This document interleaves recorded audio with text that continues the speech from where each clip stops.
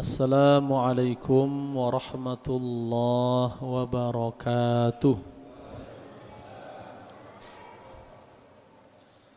Alhamdulillah alladzi arsala rasulahu bil huda wa dinil haqq liyuzhirahu 'ala ad-din kullih wa kafaa billahi shahida. Allahumma salli wa sallim ala sayyidina wa nabiyyina Muhammad wa ala alihi wa ashabihi ajma'in. Subhanaka la ilma lana illa ma 'allamtana innaka antal alimul hakim. Amma ba'd. Bapak Ibu, saudara-saudari, adik-adik yang dirahmati Allah, alhamdulillah, kita bersyukur kepada Allah Subhanahu wa ta'ala atas segala nikmat, anugerah, rahmat yang Allah telah berikan kepada kita. Nikmat hidup, nikmat iman Islam, kesehatan lahir dan batin, sehingga di bulan Ramadan di tahun 2024 ini kita masih diberikan kekuatan oleh Allah Subhanahu wa ta'ala. Semoga nanti saat kita bertemu dengan Allah, ajal kita ditutup dengan husnul khatimah.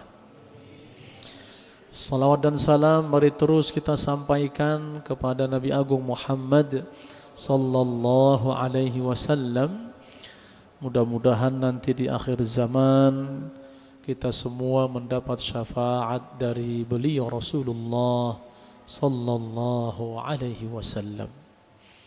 Bapak Ibu, saudara-saudari, adik-adik yang dirahmati Allah, nuzulul Quran adalah suatu rahmat yang paling agung diberikan kepada kita umat Nabi Muhammad sallallahu alaihi wasallam.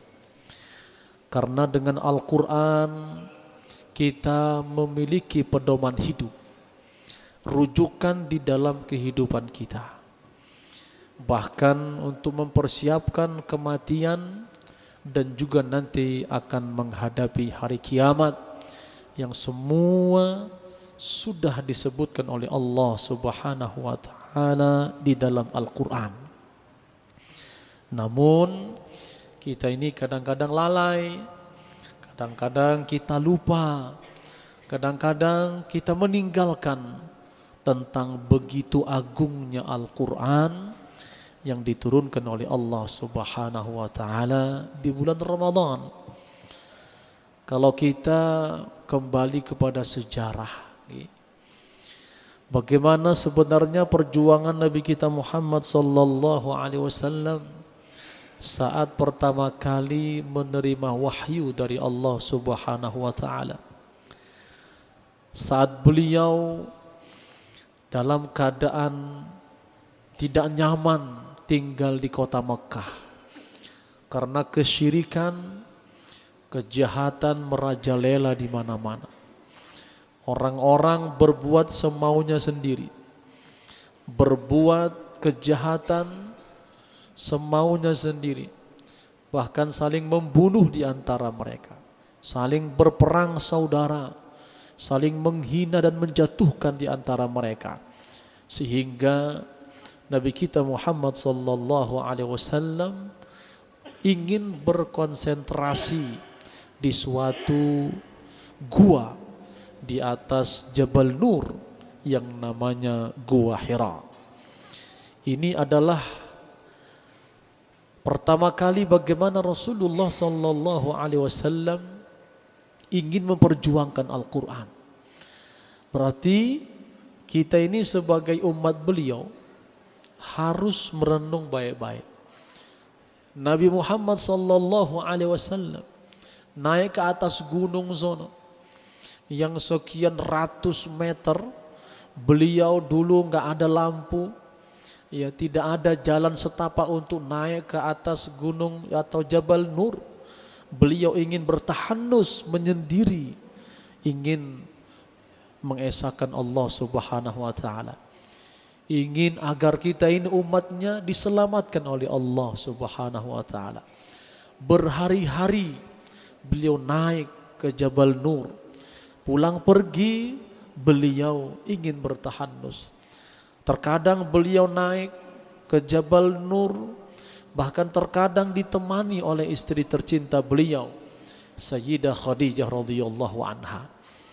Bagaimanapun keadaan suaminya, yaitu baginda Rasulullah sallallahu alaihi wasallam, maka Sayyidah Khadijah selalu menemaninya. Bahkan sampai ke atas gunung sana pun terkadang Sayyidah Khadijah menemani beliau alaihi salatu wassalam.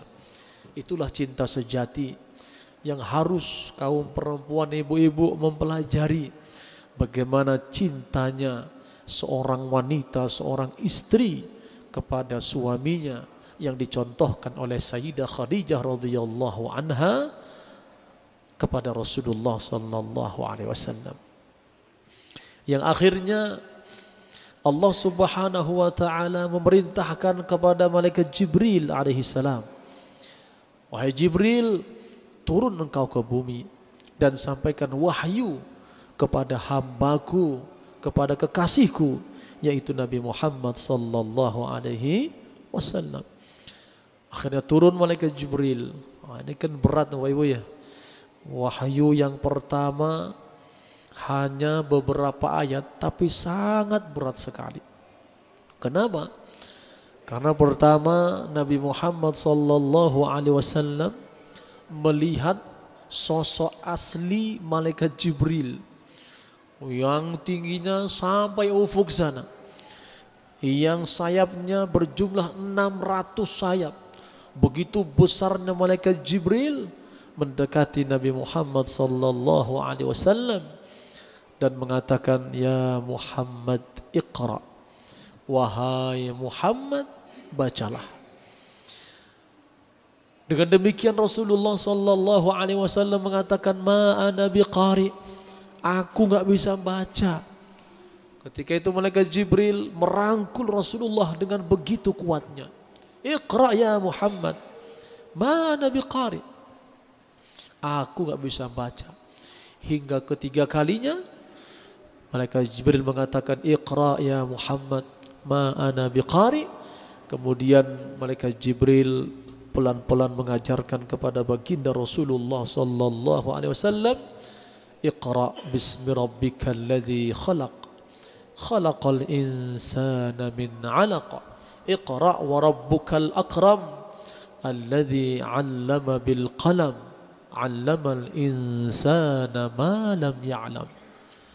Ini hanya beberapa ayat nggih.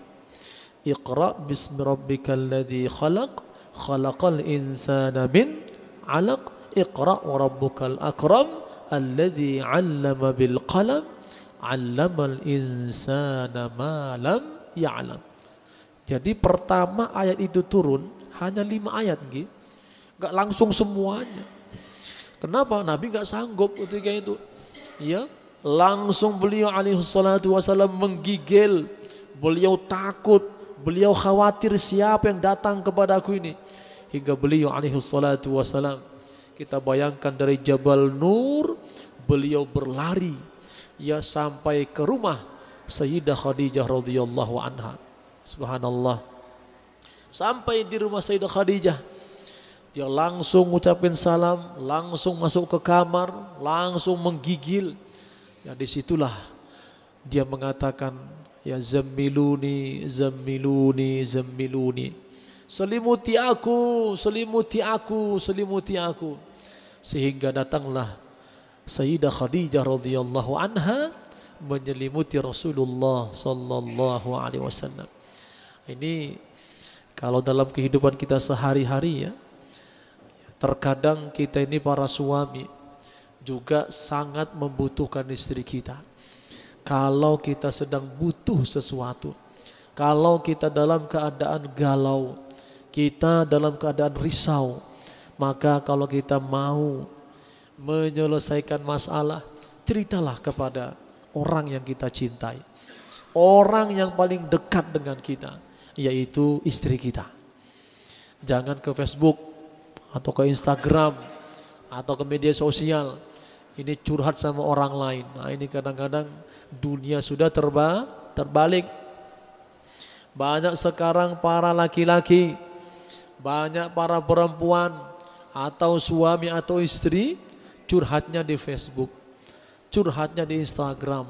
Harusnya curhat itu orang yang paling dekat dengan kita, ya kepada istri kita. Atau perempuan kepada suaminya.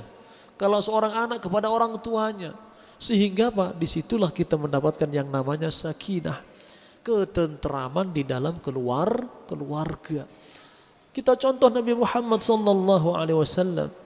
Beliau seorang pilihan Allah, beliau kekasih Allah. Tidak ada makhluk yang lebih mulia daripada beliau alaihissalatu di muka bumi ini. Namun tatkala beliau dalam keadaan seperti itu, dalam keadaan bimbang, dalam keadaan takut, jangan-jangan setan yang datang kepada beliau, beliau tetap mendekatkan dirinya kepada Sayyidah Khadijah radhiyallahu anha. Oke, ini pelajaran hidup di dalam kehidupan kita, supaya jangan sekali-kali kita itu memberikan sesuatu yang tidak baik kepada orang lain, kecuali kalau hal-hal memang yang harus kita ceritakan, maka ceritakanlah kepada orang yang bisa menyimpan rahasia kita. Ketika itu Sayyidah Khadijah radhiyallahu anha sembari menyelimuti Rasulullah sallallahu alaihi wasallam, dia mengatakan, wahai Rasulullah, wahai suamiku, jangan engkau khawatir, Allah tidak akan pernah meninggalkanmu. Lihat bagaimana sosok Sayyidah Khadijah radhiyallahu anha. Saat suami dalam keadaan galau, dalam keadaan bimbang, dalam keadaan takut, maka dia yang menenangkan dan mengatakan, wahai suamiku, Allah tidak akan pernah meninggalkanmu, karena engkau adalah seorang yang sangat suka bersilaturrahim. Masya Allah. Ya. Orang yang akan selamat, orang yang akan diselamatkan, orang yang akan ditenangkan oleh Allah Subhanahu wa taala, pertama kali adalah orang yang suka silaturahim. Ya. Silaturahim nih dengan ahli masjid, dengan orang-orang sekitar kita, dengan ahli Al-Qur'an, suka kita silaturahim. Ini sekarang kita ini jarang silaturahim kita. Karena banyak ngurusin masalah ekonomi, masalah sosial, masalah masyarakat, sehingga Pak, di antara kita ini kita jarang mengunjungi para ulama, kita jarang mendatangi orang-orang yang saleh, kita jarang datang kepada mereka mengadukan masalah hidup kita. Beda dulu para sahabat radhiyallahu taala anhum, kalau mereka punya masalah datang kepada Rasulullah sallallahu alaihi wasallam, minta solusi, minta ajaran Islam supaya masuk ke dalam hati mereka. Bahkan mereka selalu datang kepada Rasulullah minta nasihat, ya, minta masukan. Cuma sekarang kita ini, ya, ulamanya sudah canggih, pakai Mbah Google. Gitu. Siti-siti kemana? Mbah Google. Masalah hukum tanya kemana? Mbah Google. Masalah Al-Quran, Mbah Google. Semua ditanya. Kalau kita belajar Al-Quran, itu dari guru ngaji, ya, dari ahli qiraah, orang yang pintar membaca Al-Quran, orang yang mahir membaca Al-Quran, orang yang sudah menguasai Al-Quran. Nah itu yang benar. Saya dulu di Medan, saya sudah belajar Al-Quran dengan baik dan dengan benar menurut saya.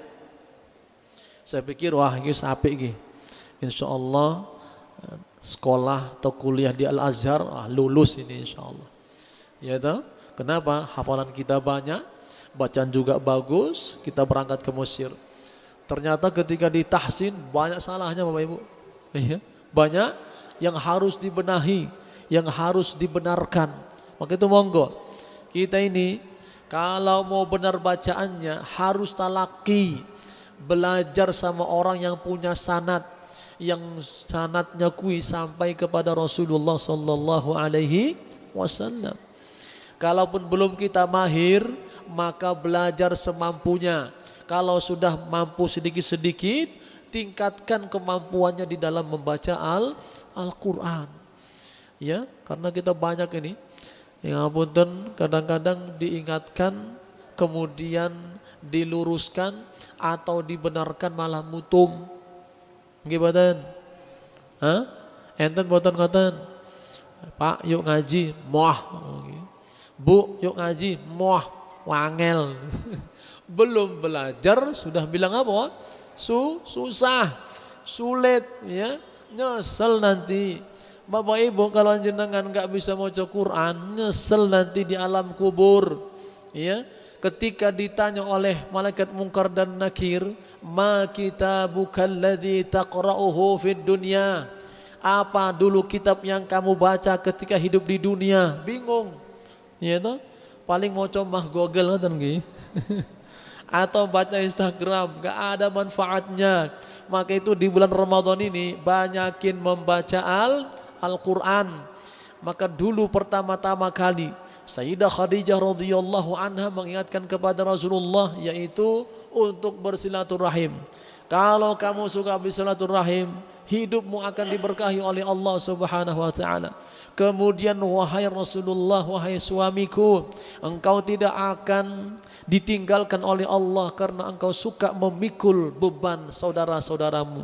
Engkau suka menyambut tamumu dengan baik-baik, dan engkau suka memikul dan menanggung beban orang-orang yang dalam keadaan sulit dan susah.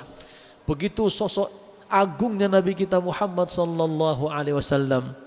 Maka di bulan Ramadan ini kita harus semangat untuk membaca Al-Quran. Karena nanti Al-Quran menjadi syafaat kita pada hari kiamat. Dia datang di hadapan Allah Subhanahu wa ta'ala dan mengadukan kepada Allah, wahai Allah, dulu hambamu ini ya Allah, ketika di bulan Ramadan dia selalu membaca Al-Quran. Hidupnya di tengah malam dia bangun membaca Al-Quran.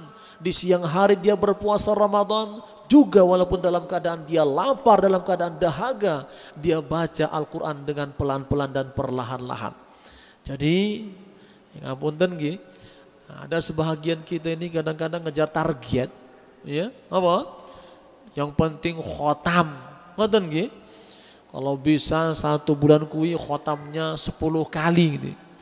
Tapi moconya ora cetok, tajwidnya enggak jelas, panjang pendeknya yambuh, ya toh ikhfa idghamnya entah kemana. Kemudian panjang pendeknya matnya juga wis amburadul, wis angel. Ya, maka itu membaca Al-Quran harus dengan apa? Berlahan-lahan, dengan hati-hati. Boleh kita mengkhatamkan Al-Quran 30 juz 1 bulan ini, boleh, monggo.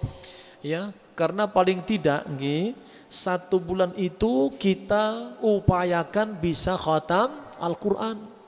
Kalau bisa lebih lagi seperti Abdullah bin Amr nggih, wah dia targetkan 7 hari rampung membaca Al-Quran.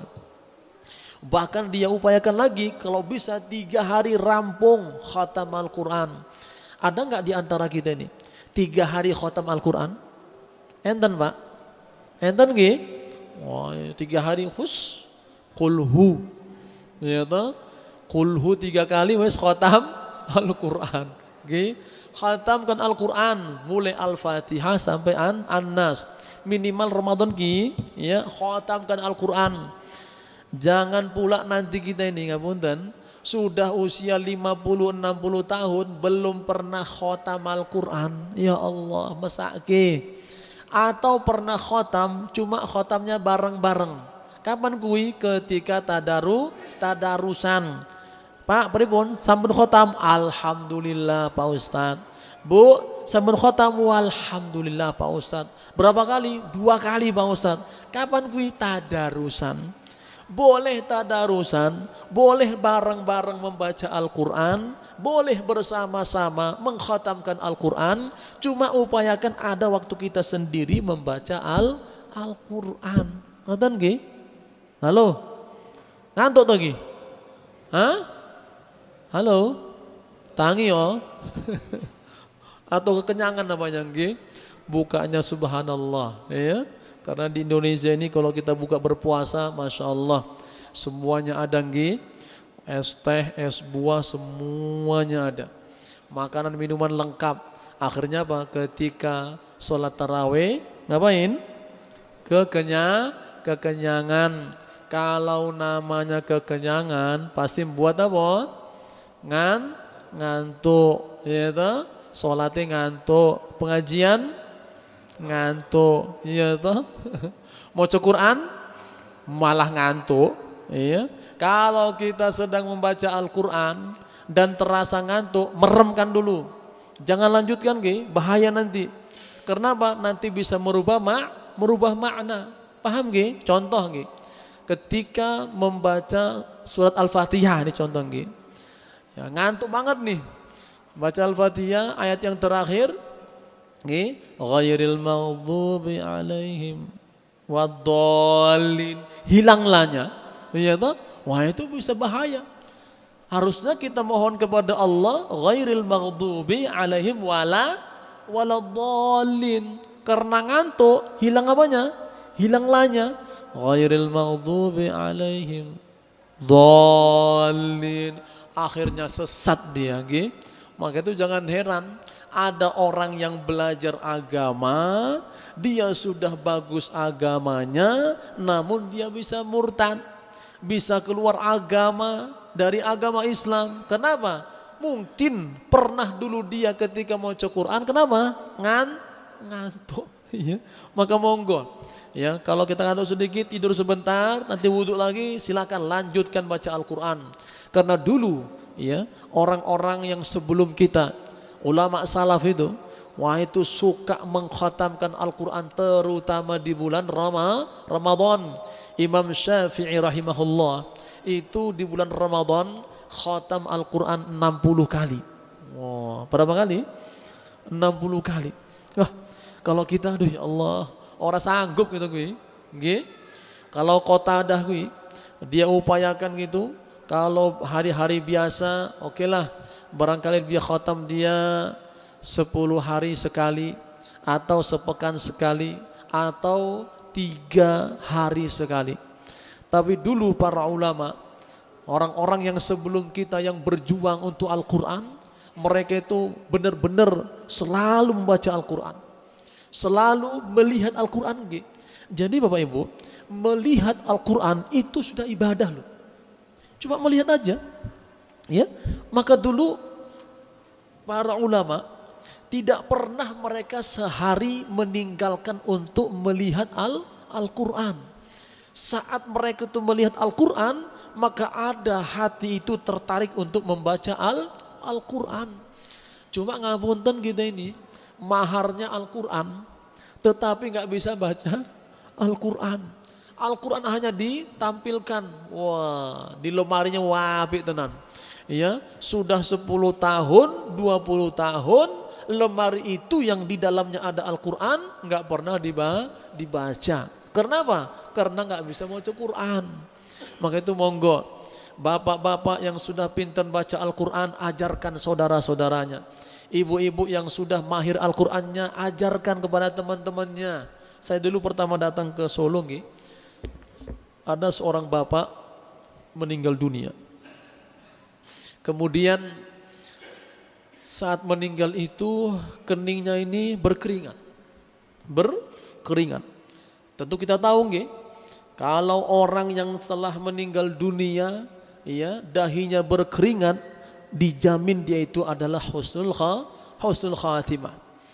Saya baru pertama kali sampai Solo, Masya Allah, ini pasti ada amalan yang baik ini yang dia tinggalkan dulu saat dia hidup. Setelah dikuburkan si bapak, saya datangi keluarganya bertanya, Pak atau Bu, ini saya bertanya ngapunten dulu bapak ini apa amalannya sehingga Allah muliakan dia, Allah tutup ajalnya dengan husnul khatimah, dibuktikan dengan dahinya ketika setelah meninggal dunia masih ada bekas keringat. Apa amalannya? Mungkin Pak Ustadz, dulu bapak kami ini sering datang ke rumah tetangga-tetangga ngajarin alif bata. Ngajarin apa? Alif bata, memperkenalkan huruf-huruf Al-Quran kepada saudara-saudaranya, kepada tetangga-tetangganya. yang dulu buta huruf, yang dulu nggak mengenal alif bata, yang dulu nggak bisa membaca Al-Quran, sekarang sudah pada bisa membaca Al-Quran dengan usaha dia. Masya Allah. Maka benar itu kata Rasulullah Sallallahu Alaihi Wasallam. Kita itu saat membaca Al-Quran, satu huruf kita baca itu satu kebaikan. Satu kebaikan Allah lipat gandakan dengan 10 kebaikan. Nabi mengatakan, aku enggak mengatakan satu huruf itu alif lam mim, tapi satu alif itu 10 kebaikan, lam 10 kebaikan, mim 10 kebaikan. Berarti kalau kita mengajari kepada saudara kita yang belum bisa membaca Al-Quran, satu huruf saja kita ulang-ulang terus sehingga dia mahir dan kenal tentang Al-Quran. Masya Allah, sungguh indah hidup kita ini. Maka jangan kita heran kalau orang yang cinta kepada Al-Quran, hidupnya itu akan dibahagiakan oleh Allah Subhanahu Wa Taala. Bahkan wafatnya pun dilihat oleh orang banyak bahwa dia adalah orang yang meninggal dunia dalam keadaan husnul khatimah. Maka monggo, ini sebagai motivasi di dalam kehidupan kita ini harus sering-sering mengenalkan orang tentang Al-Quran Al-Karim. Karena dengan Al-Quran itulah hidup kita ini akan diberikan kebahagiaan oleh Allah Subhanahu Wa Taala. Kalau kita dalam keadaan sedih, kita dalam keadaan sulit, kita dalam keadaan galau, monggo selain kita sholat, dekatkan diri dengan apa? Membaca Al-Quran. Maka dengan Al-Quran insya Allah kita akan bahagia, keluarga akan bahagia, anak-anak kita akan bahagia. Coba kalau kita punya anak seperti Anas bin Malik ya, dia punya anak keturunan 100 lebih, semuanya ahli Al-Quran, semuanya hafiz Al-Quran. Masya Allah. Kalaulah kita ini keluarga besar masjid apa nih? Asyukur nggih, semuanya ahli Al-Quran. Masya Allah, enak toh. Masuk kemari sudah baunya bau ahli Al-Quran. Karena kalau orang yang sudah ahli Al-Quran ya, itu diumpamakan Rasulullah seperti minyak wangi, kemana-mana wangi dia ya. Enak dipandang mata. Kenapa? Karena wajahnya memancarkan Al-Quran, karena jiwa raganya memancarkan Al-Quran. Maka itu monggo, kalau kita sudah menjadi sahibul Quran, kalau kita sudah menjadi ahli Al-Quran, maka jadikanlah diri kita bermanfaat kepada orang lain. Dengan apa? Dengan mengajarkan itu Al-Quran kepada saudara-saudara kita. Setelah kita ajarkan Al-Quran, ingat ajarkan tafsirnya. Supaya mereka itu mengerti tentang Al-Quran. Kadang-kadang ngapunten banyak orang mahir, pinter maca Al-Quran tapi nggak paham belas. Al-Fatihah dari ayat pertama hingga terakhir cuma Al-Fatihah yang paham. Ketika membaca surat lainnya ya yang penting ngono kuwi. Maka itu upayakan pelan-pelan kita ini belajar Al-Quran. Habis kita bisa membaca Al-Quran, upayakan belajar memahami makna-makna Al-Quran. Karena semua ini rujukan hidup kita ini semua ada di dalam Al-Quran. Maka itu kalau sudah Al-Quran menjadi rujukan kita, enak kita. Kemana-mana kita baca Al-Quran. Ya, kalau kami dulu di Mesir itu kalau Ramadan ini orang itu hampir semuanya kemana-mana baca Al-Quran. Bahkan naik kereta api berdiri yang dibaca apa? Al-Quran. Ya, coba bayangin semaraknya orang itu menghidupkan hari-harinya dengan apa? Dengan bacaan Al-Quran. Maka monggo keluarga Masjid Asy-Syukur ini kita gerakkan, kita ramaikan supaya semuanya menjadi ahli Al-Quran. Dari bapak-bapaknya, dari ibu-ibunya, dari anak-anaknya, dari anak TPA-nya, semua insya Allah menjadi ahli Al-Quran. Bapak-bapak di sini semua sudah bisa baca Quran toh? Hah? Sampun pinter-pinter pinter hafal insya Allah Pak Ustadz. Ya toh, hafal sakniki sesuk lali meneh Pak Ustaz. Biasa kuwi. Ya, kita ini orang Indonesia, mudah menghafal, mudah lupa ya. Karena kadang-kadang kita belum paham. Tapi kalau kita ulang-ulang terus, insya Allah akan mudah untuk hafal dan sulit untuk lupa. Kalau kita ngulang-ngulang. Caranya bagaimana? Caranya kita selalu ngimamin. Minimal kalau malam hari, sholat tahajud, istri kita imamin, anak-anak kita imamin. Sehingga nanti kalau kita menjadi imam di luar, nah sudah benar bacaan kita. Ya, kalau kita jarang ngimamin, nanti ketika kita di luar dalam keadaan musafir di tempat orang wedi, ya mau jadi imam malah salah-salah. Kemarin itu saya ke Jogja, ada seorang bapak ngimamin orang waktu itu masih sholat maghrib, dia sudah menjamak sholat isya, cuma posisinya di tempat imam, ya. Dia niatnya sholat isya, jamaahnya sholat apa? Sholat maghrib, kan orang nyambung. Sholat isyanya berapa rakaat? 4 rakaat. Makmumnya pintar rakaat? 3 rakaat. Makmumnya sudah mau salam, imam lanjut berdiri. Kenapa? Dia sholat isya. Lagi loh. Ini orang yang belum paham tentang masalah sholat. Kalau kita dalam keadaan musafir dan kita menjamak, jangan di tempat imam. Paham nggih? Agak sedikitlah minggir. Jangan di tengah. Orang pikir kita sholat maghrib, ternyata sholat isya, ya. Dan ketika itu bacanya kurang bagus. Nggih? Maka itu bapak-bapak, kita ini laki-laki di dalam membaca Al-Quran harus dibenarkan bacaannya. Caranya bertalaki, jangan takut disalahkan. Kita ini harus dibenarkan. Bahkan di dalam hadis Sahih Bukhari, ya, Nabi kita Muhammad sallallahu alaihi wasallam menyatakan, aku itu, ya, setahun sekali di bulan Ramadan malaikat Jibril datang kepadaku untuk mencocokkan bacaanku dengan bacaannya. Itu setahun sekali, ya, di dalam bulan Ramadan. Namun ketika ajalku sudah mendekati, maka dalam setahun 2 kali malaikat Jibril mendatangiku untuk mencocokkan bacaannya denganku. Itu Rasulullah sallallahu alaihi wasallam. Maka itu kalau kita mau bagus bacaan kita, mau benar bacaan kita, belajarlah dari orang yang lebih mahir daripada kita. Maka dulu saya sampai di Mesir, ya, ditahsin bacaan saya 1 bulan itu saya. Ya, ditahsin yang paling sulit kui surat Al-Fatihah, itu paling sulit.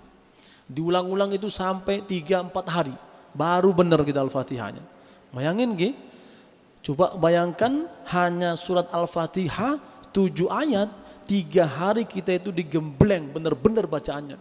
Kenapa? Karena bacaan yang paling penting di dalam surat apa? Surat Al-Fatihah. Maka itu monggo bapak-bapak dan juga ibu-ibu nggih, kalau mau benar secara keseluruhan bacaan kita, pertama yang harus kita koreksi adalah bacaan apa? Surat Al-Fatihah. Kalau Al-Fatihahnya sudah salah, insya Allah yang lain lebih salah gue. Iya bener gue. Coba mawon gue. Iya. Maka itu seorang imam, ya, dia sebelum menjadi imam harus bertahsin dulu, ya, ngadap dulu ke guru ngaji. Pak, ya toh, coba koreksi bacaanku, yang salah mohon dibenarkan, mohon diluruskan. Setelah diluruskan jangan mutung, aja nesu. Ini ngapunten nggih, ya, sebagian penyakit kita ini kalau diingatkan malah mutung. Besok enggak mau lagi ke masjid, wangel gitu. Saya dulu pertama datang ke Solo, ya, saya membenarkan bacaan beberapa bapak nggih, ya. Setelah saya benarkan, mungkin saya kan orang Batak nih, ya, cara saya mungkin kurang tepat nggih, tapi saat itu saya anggap sudah lama lembut nggih. Habis itu sang bapak kui enggak pernah ke masjid, ya, ternyata mutung. Saya datang ke rumahnya minta maaf, Pak, saya minta maaf Pak, ya. kalau sekiranya kemarin itu ada bicara saya, omongan saya yang enggak berkenan. Nggih. Nggihnya banter nih. Kurang ikhlas. Tapi enggak masalah. Kita yang muda harus mengalah. Paham nggih? Kita yang sebagai seorang pendidik, seorang guru harus ngalah betul napa-napa. Ya. Karena orang tua itu semakin tua dia semakin mudah tersinggung, ya. Ajarkan dia dengan lemah lembut, dengan kebaikan. Apalagi jenengan kan orang Jawa, tentunya terkenal dengan kelemah lembutannya. Maka saat Bapak Ibu mengajarkan kepada saudaranya dengan yang baik-baik, Mbak atau Mas atau Pak, ini kurang tepat. Nah, ngoten nggih. Karena kadang-kadang kalau kita bilang salah, dia nggak nerima. Kita bilang apa? Kurang tepat. Padahal ya salah, ngoten nggih. Cuma merubah bahasa aja nggih, ya. Tapi insya Allah dengan itu dia akan perlahan-lahan membaguskan bacaannya. Maka monggo di bulan Ramadan ini, di bulan yang mulia ini, kita baguskan bacaan kita dan lebih sering kita baca Al-Quran dan lebih sering kita melihat Al-Quran, ya. Maka itu kalau kita sudah sering melihat Al-Quran, mata kita ini ya selalu indah, memandang yang baik-baik, melihat juga yang akan baik-baik. Tapi kalau kita jarang melihat Al-Quran, kita jarang membaca Al-Quran, maka mata ini akan melihat yang tidak baik. Gimana? Melihat YouTube, melihat Facebook, melihat Instagram yang nggak baik-baik. Kenapa? Mata ini terlatih melihat yang tidak baik.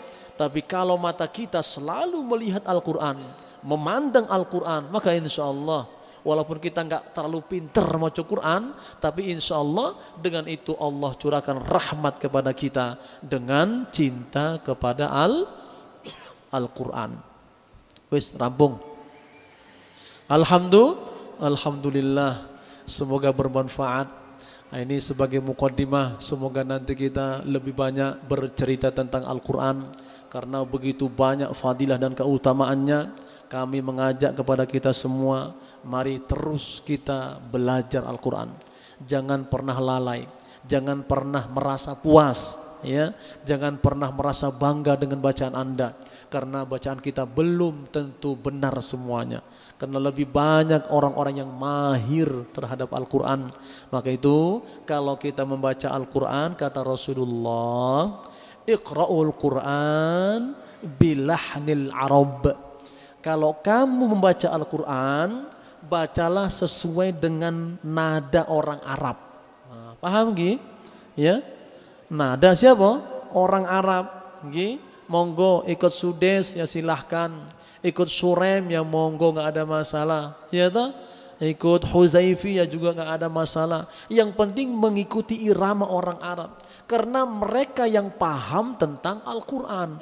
Karena nada mereka itu sesuai dengan diturunkannya Al-Quran. Contoh, ya, kita membaca surat apa?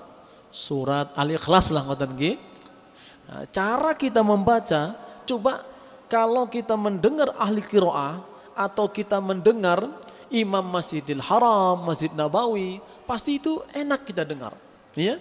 Contohnya ya, Bismillahirrahmanirrahim.